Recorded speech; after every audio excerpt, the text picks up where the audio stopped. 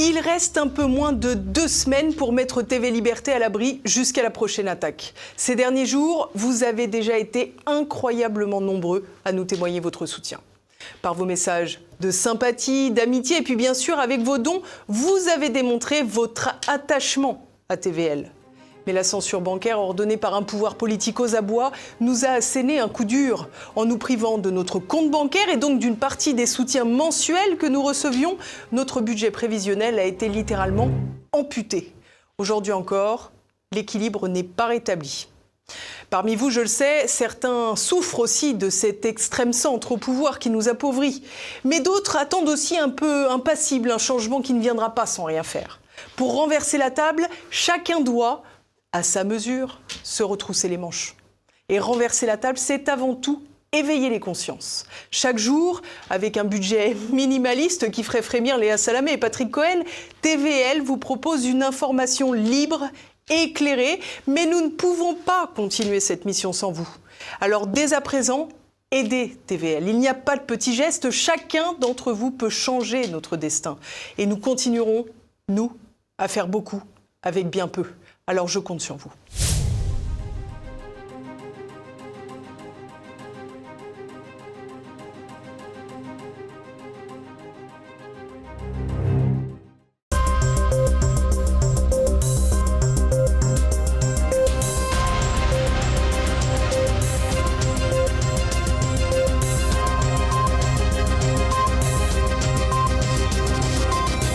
Madame, Monsieur, bonsoir. Je suis très heureuse de vous retrouver pour cette nouvelle édition. Au programme ce soir, la rencontre entre Donald Trump et Benjamin Netanyahou sur la question palestinienne.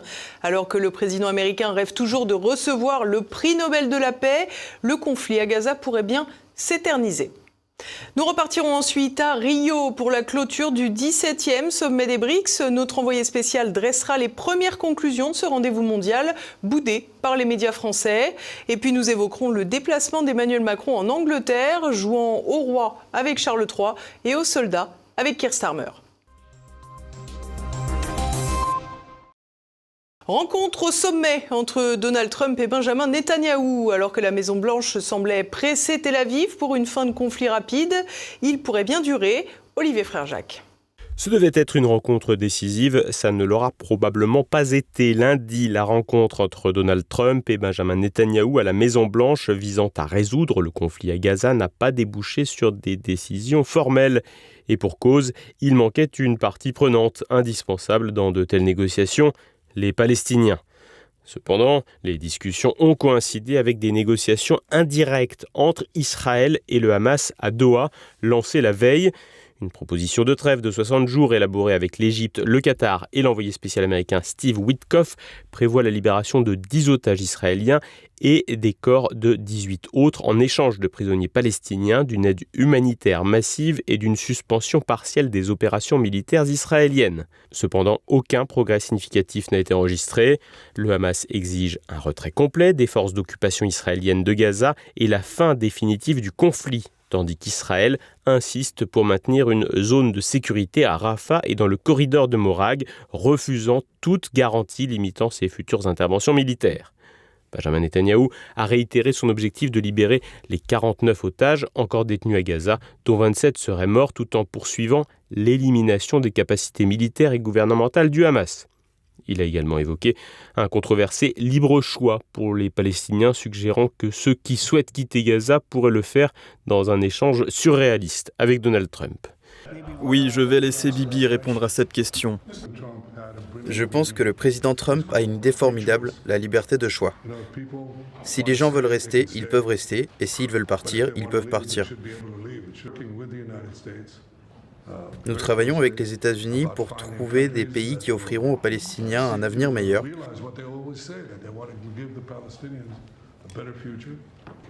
Et nous sommes sur le point de trouver de tels pays. Les Palestiniens doivent avoir la liberté de choix. Cette déclaration, appuyée par le projet du ministre de la Défense Israël Katz de créer une ville humanitaire à Rafah pour 600 000 habitants, suscite des accusations de planification d'un transfert forcé de population.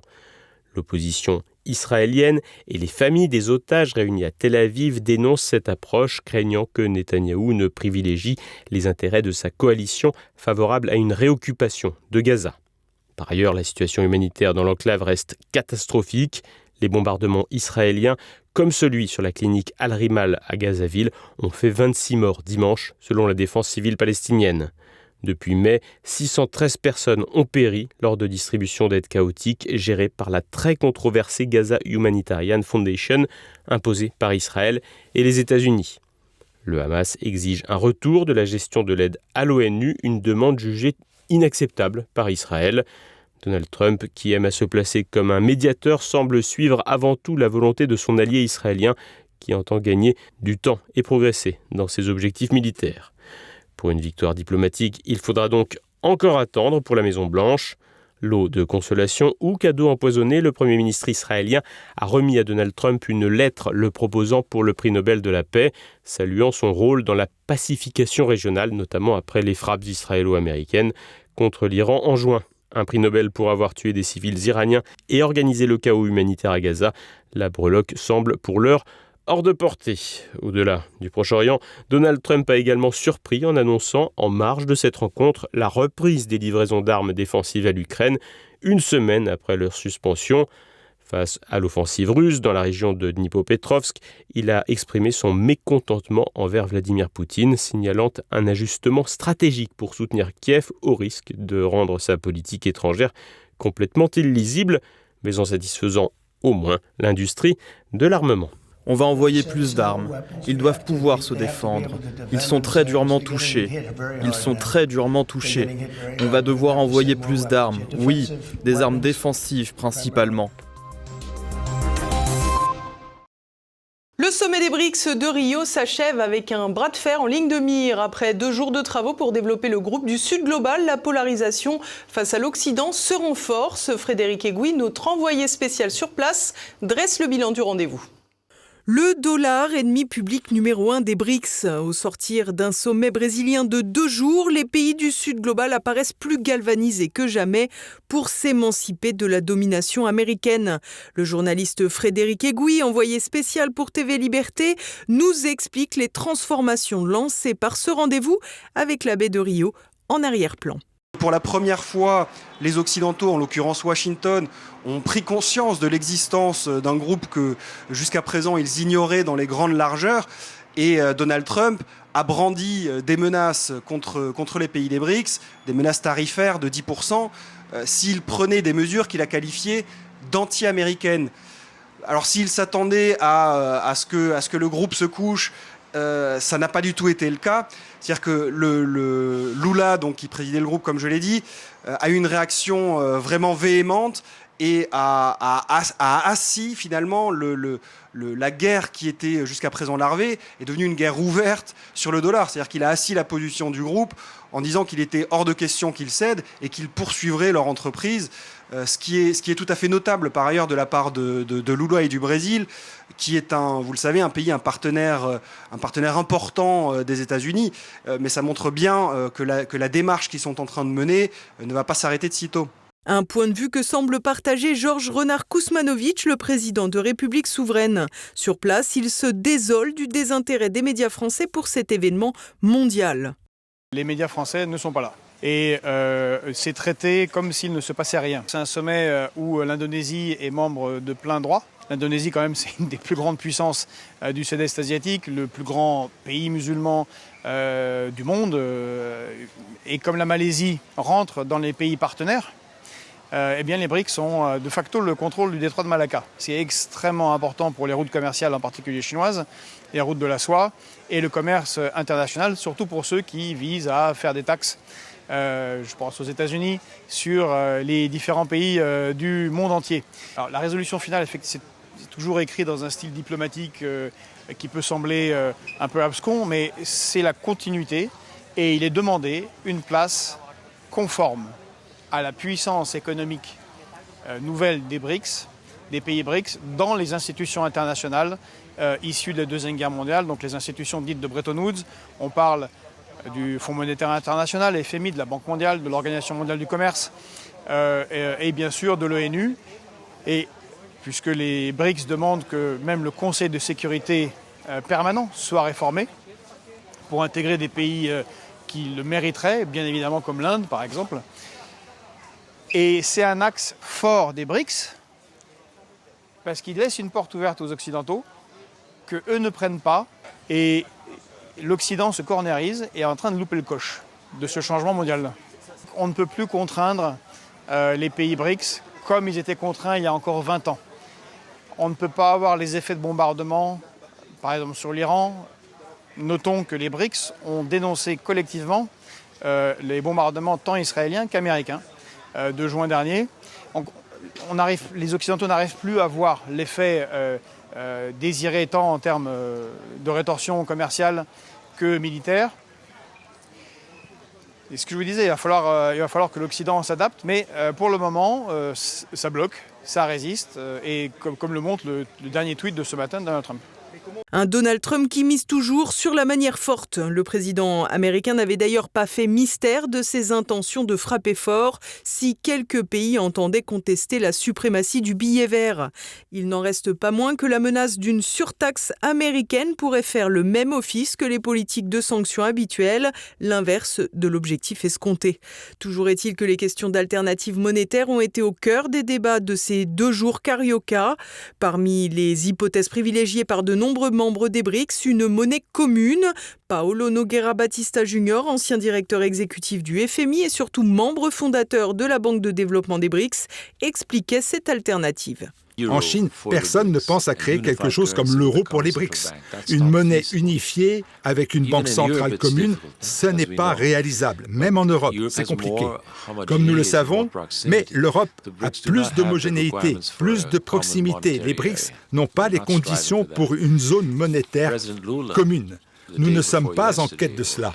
Le président Lula, avant-hier, je crois que c'était jeudi, a dit quelque chose de très juste. Il a dit que les BRICS devaient créer une alternative au dollar américain, une monnaie pour les transactions internationales. Vous voyez, ça veut dire que nous ne cherchons pas à établir une monnaie unifiée, mais pour une monnaie de réserve qui fonctionnerait aux côtés des devises existantes au sein des BRICS et qui n'impliquerait pas la création d'une banque centrale commune, mais qui serait plutôt une devise parallèle qui serait utilisée pour les transactions internationales et un mécanisme d'échange de réserves monétaires. Vous voyez, donc, ce serait une monnaie internationale, mais pas un substitut des monnaies nationales. Une sorte de super-monnaie internationale qui ne fait pour l'heure pas l'unanimité au sein des BRICS, notamment en Inde, qui prend le relais de Rio à la présidence pour l'année à venir.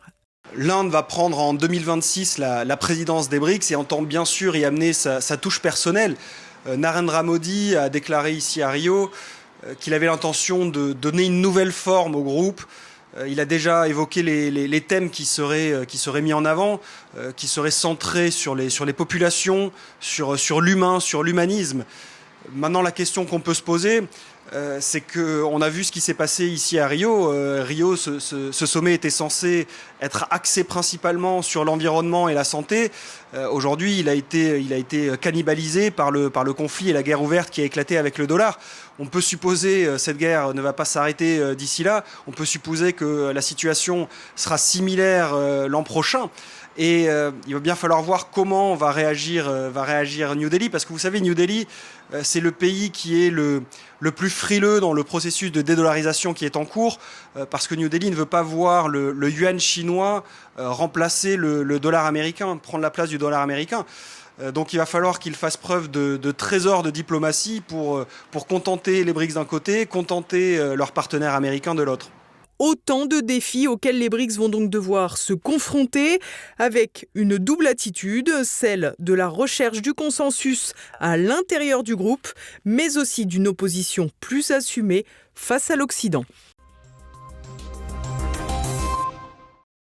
Visite d'État d'Emmanuel Macron à Londres. Le président profite du faste de la monarchie britannique avant de revêtir son déguisement de chef de guerre aux côtés de Keir Starmer.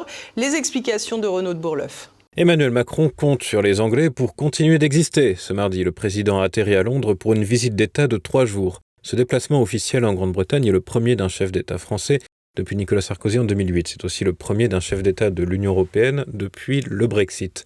La visite d'État sera conclue jeudi par un sommet avec le Premier ministre Keir Starmer. En attendant ce mardi, Emmanuel Macron a été accueilli par le roi Charles III au château de Windsor avant une promenade en calèche dans Londres.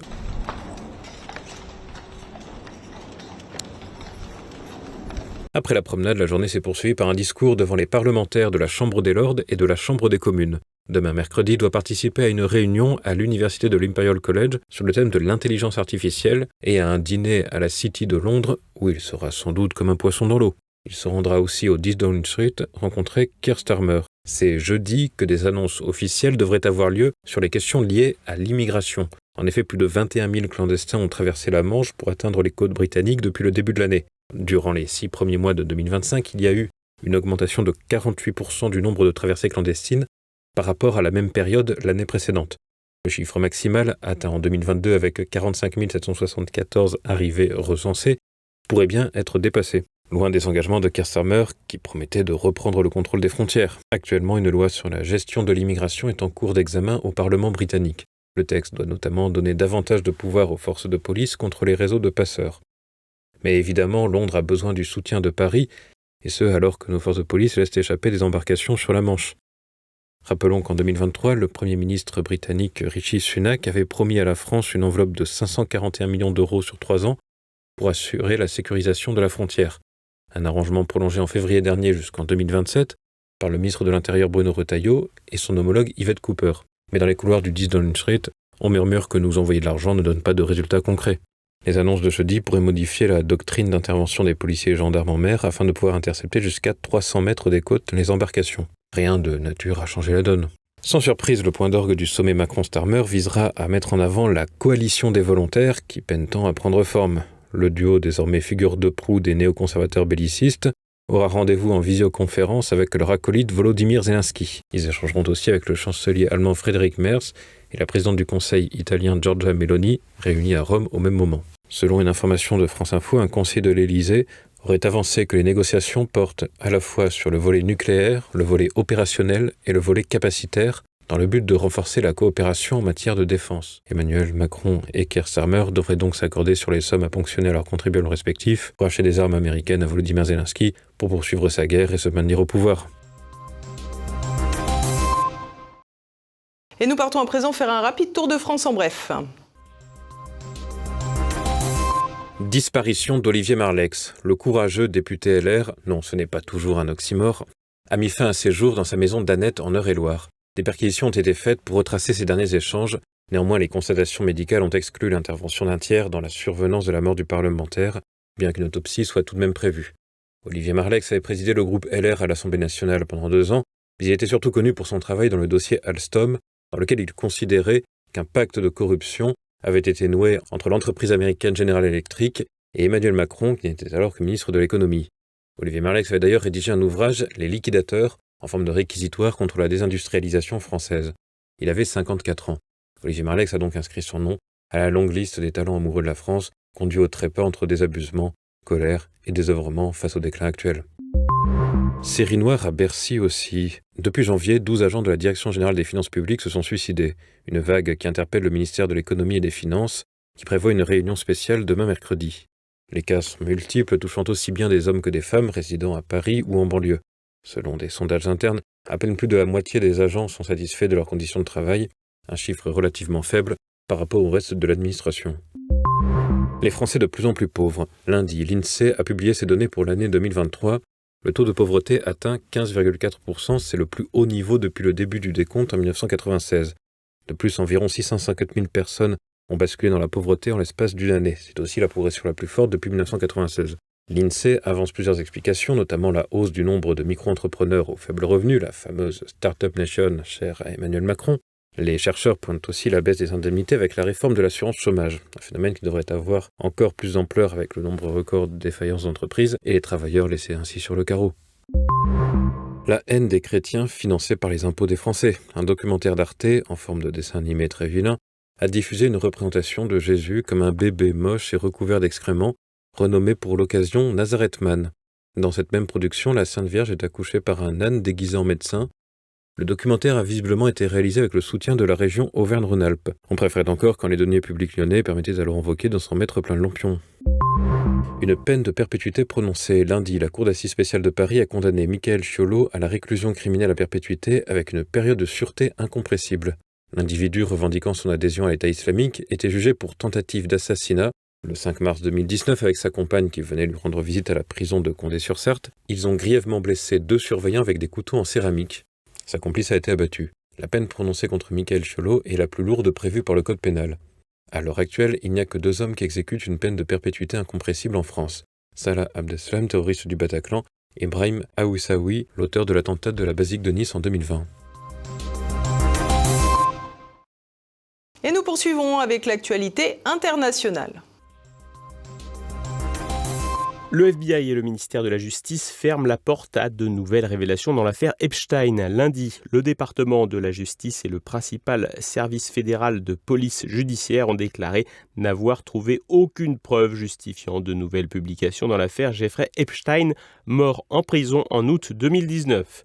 Leur mémorandum conjoint confirme donc officiellement le suicide du financier et écarte l'existence d'une liste de clients ou de preuves de chantage impliquant des personnalités influentes malgré les contacts d'Epstein avec des figures comme Bill Clinton ou Donald Trump. Aucune accusation contre ces derniers n'a été retenue. Les autorités soulignent la sensibilité des informations liées aux nombreuses victimes d'Epstein justifiant l'arrêt des divulgations. Ces conclusions seraient corroborées par des analyses médico-légales et vidéo. Les doutes ne sont cependant pas levés dans cette affaire pour laquelle il y a beaucoup de victimes et finalement bien peu de coupables. Ghislaine Maxwell, la complice française Cocorico, elle, purge une peine de 20 ans. Von der Leyen, fragilisée, la présidente de la Commission européenne, joue sa survie politique face à une motion de censure débattue au Parlement européen à Strasbourg. Prononçant un discours sur le soutien de l'UE à l'Ukraine, elle tentera de convaincre les eurodéputés avant le vote prévu jeudi. Pour être adoptée, la motion nécessite les 2/3 des suffrages exprimés, un seuil rarement atteint. Le risque est très limité, mais ce vote est l'occasion de mettre en lumière l'absurdité des alliances qui ont cours au Parlement, comme l'a expliqué l'eurodéputé Valérie Hayer, qui soutient la présidente de la Commission sans conviction. Aujourd'hui, Madame la Présidente, vous assistez à l'impasse qui est la vôtre. À vous et à votre famille politique, en ayant laissé le PPE favoriser des alliances de circonstance avec l'extrême droite. Alors je vous le demande clairement, qui sont vos alliés dans ce Parlement? Vos vrais alliés? Ces vrais alliés se trouvent au Parlement. Il s'agit de ceux comme Valérie Hayer qui ont soutenu et couvert la présidente de la Commission pour son rôle trouble dans l'affaire des vaccins et qui défendent ses politiques anti-liberté et antinationales. Ces alliés se trouvent aussi en dehors des murs de l'Assemblée bruxelloise. En 9 tentatives historiques, seule la commission Santer a démissionné en 1999 sans vote formel à cause d'allégations de fraude, une broutille par rapport au CV d'Ursula von der Leyen. Le vote par appel nominal rendra chaque position publique. Si le soutien à la motion tombe sous un 10e des députés, elle sera abandonnée. Et voilà, nous approchons déjà de la fin de cette édition. Dès à présent, retrouvez Choc du Monde. Édouard Chano reçoit Romain Bessonnet, spécialiste de la Russie post-soviétique, pour évoquer les négociations de paix en Ukraine entre Poutine et Trump. Israël, en fait, a consommé quasi l'intégralité de ses arsenaux pour son dôme de fer et a besoin de refaire ses stocks. Et ces stocks, il n'y a que les États-Unis qui peuvent lui en fournir. Et les États-Unis n'ont pas les moyens de couvrir 2 fronts en même temps. L'Ukraine... Le conflit d'une telle importance. Ouais, et le Proche-Orient, en plus, c'est 2 conflits de haute intensité dans les 2 cas.